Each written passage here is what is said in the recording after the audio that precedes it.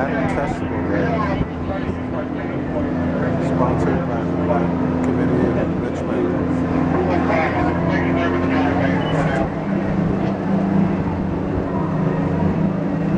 This canal was once used to transport produce and merchandise up and down the James River. We reached only to the point of Richmond because at that point when they were thinking of expanding to the Mississippi River is when the train was introduced. So after the train was introduced, projects for the canal to connect to the Mississippi were canceled. Welcome aboard, everyone, on this day before Cinco de Mayo celebration. We're going to take a brief historical tour here. We're going underneath the 14th Street Bridge right here.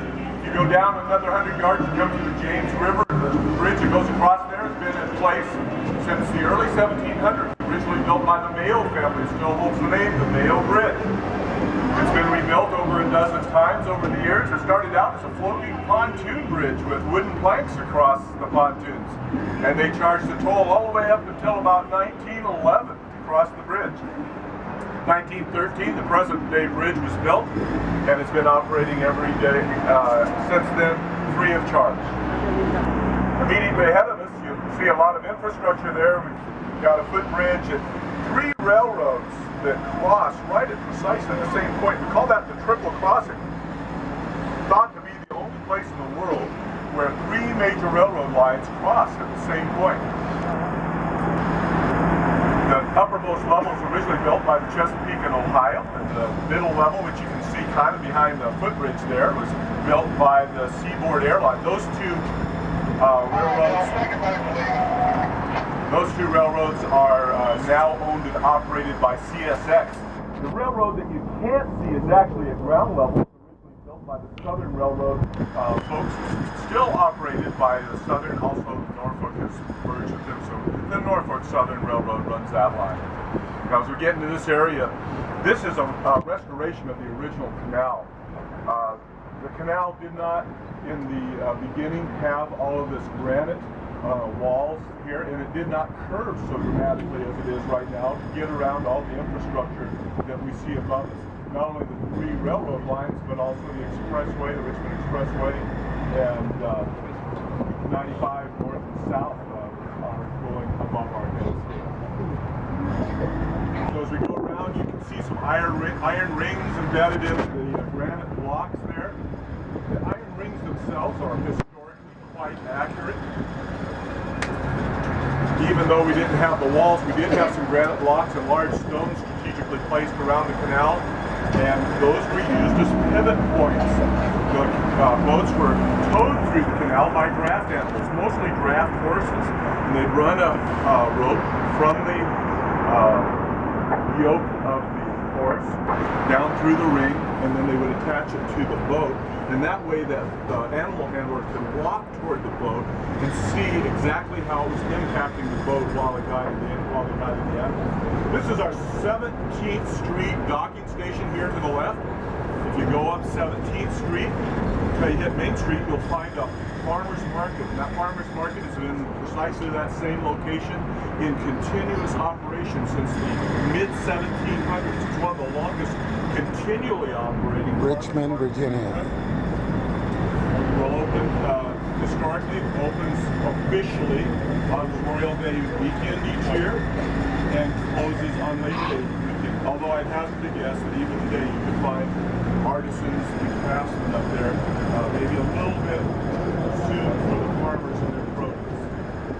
We just crossed through our flood wall, through the only vertical floodgate that I'm aware of in the world as far as that goes, and certainly on this flood wall. All the other floodgates are horizontal, that is, they slide from side to side like you might have a pocket door in your kitchen or something like that.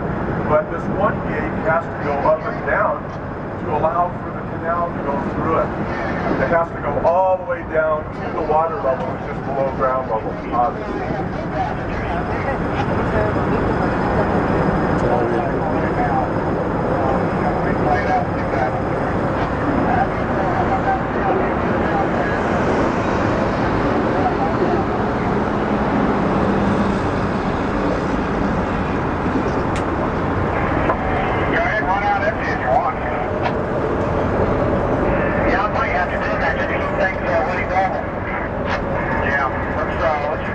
Now,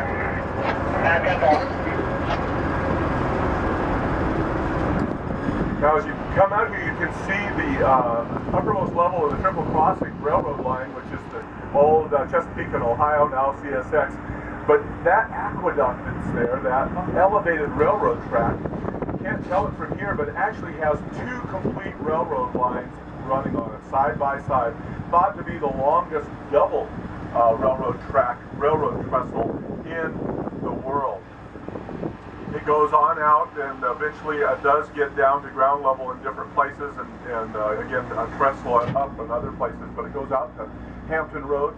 Usually what travels on it, what you'll see 80 or 90% of the time are railroad cars going out. They pick up the coal cars on the railroad line. And they pick up the coal in West Virginia and Pennsylvania, and usually the trains that carry the coal have about 200 cars on them. We'll see sometimes as many as 5 of those trains go out in a day's time.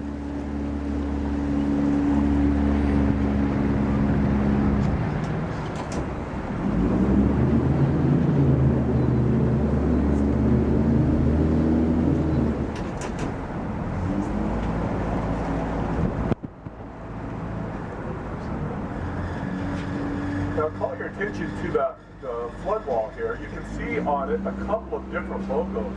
This one right here, I think most closely resembles a castle.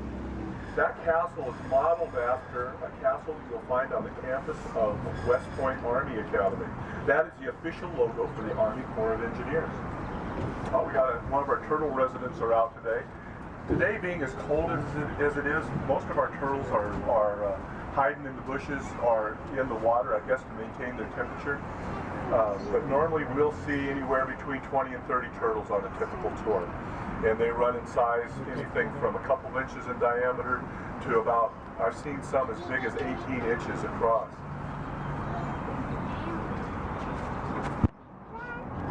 We're going to hover here for just a bit. We've got 2 more boats that are going through the tour right now.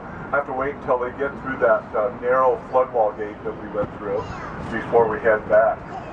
The flood wall was built, completed actually in, I think it was 1996.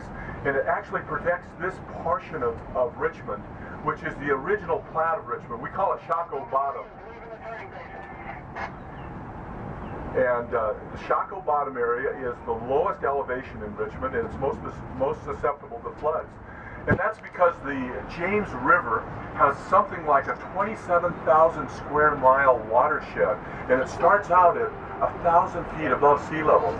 So as that water accumulates, there's almost always some rain in that basin at some place, filters down into the Richmond area, and it's just like a huge funnel, if you will. By the time it gets here, if anything else is going on that's going to impede its progress, like a storm, a hurricane, anything of that nature, the Shockoe Bottom is traditionally flooded a great deal. But since they built the wall, we haven't had a flood from the James River side. We had a tremendous flood in 2003 when Tropical Storm Gaston came to town, because it was on the upper side of the wall, actually planted itself up on Capitol Hill and Church Hill, and dumped so much water that in 2 hours it virtually filled up a 96 million gallon underwater storage area over here in our water treatment plant. At that point, the manhole covers started popping off at street level before it was done, and partly because of the flood wall impeding the flow of the water into the James River, we had 8 feet of water over here in Shockoe Bottom. In fact, today you can still go into some